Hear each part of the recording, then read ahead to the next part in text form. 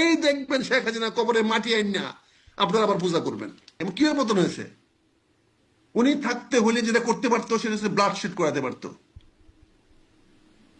উনি তো পূর্ণ ক্ষমতা নিয়ে দেশ ত্যাগ করেছেন, কিন্তু ক্ষমতা ছেড়ে দেশ ত্যাগ করেন নাই।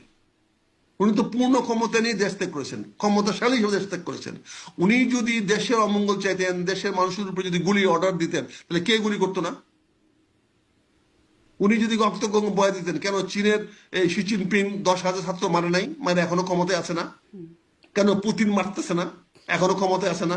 কেন নেতা নেহু মারতেছে না হামাসকে, ক্ষমতায় আছে না? ক্ষমতা চলে গেছে কেন? এখনো কি ওই আমাদের ওই এরদোগান সাহেব তুরস্কে মারতেছেন না? এখনো কি মারা কমতি আছে? উনি চলে গেছেন, ক্ষমতা চলে গেছেন। শেখ হাসিনা মারেন নাই, না মেরে উনি যুদ্ধে ক্ষান্ত দিয়ে চলে গেছেন, যা তোরা চালা, আমি তিনি নিজে কোনোভাবে ক্ষান্ত চালাইছি। দিয়ে চলে গেলেন, না তাকে বাধ্য করা হলো চলে যেতে? তাকে বাধ্য করলে তাহলে হেলিকপ্টার যায় কেমনে? তাকে বাধ্য করলে হেলিকপ্টার কেমনে যায়? সেনা প্রধান, নৌ প্রধান, বিমান প্রধান সালাম দেয় কেমনে? এই বিমান বাহিনী হেলিকপ্টার উঠে কেমনে? সে হেলিকপ্টার দিয়ে উনি সীমান্ত করে কেমনে? তাকে তো সময় সালাম দিয়ে পাঠাইছেন।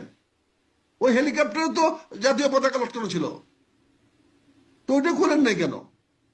এইগুলো বললে তো বলুন আপনারা আমরা স্বৈরাচারের পক্ষে। আমরা স্বৈরাচারের পক্ষে না, আমরা শেখ হাসিনার পক্ষে না। শেখ হাসিনা থাকা অবস্থায় তার বিরুদ্ধে কথা বলেছি, শেখ হাসিনার সামনে গিয়ে কথা বলেছি, শেখ হাসিনা 1-to-1 কথা বলেছি। কাজে আমরা ওই শেখ হাসিনা জিজ্ঞাসা করে দেখেন আমরা কি বলেছি। বহুত আছে, বুঝতে পারছেন? শেখ হাসিনা বহুত চেষ্টা করছে, কিন্তু আমাদেরকে তো নত করতে পারে নাই। না।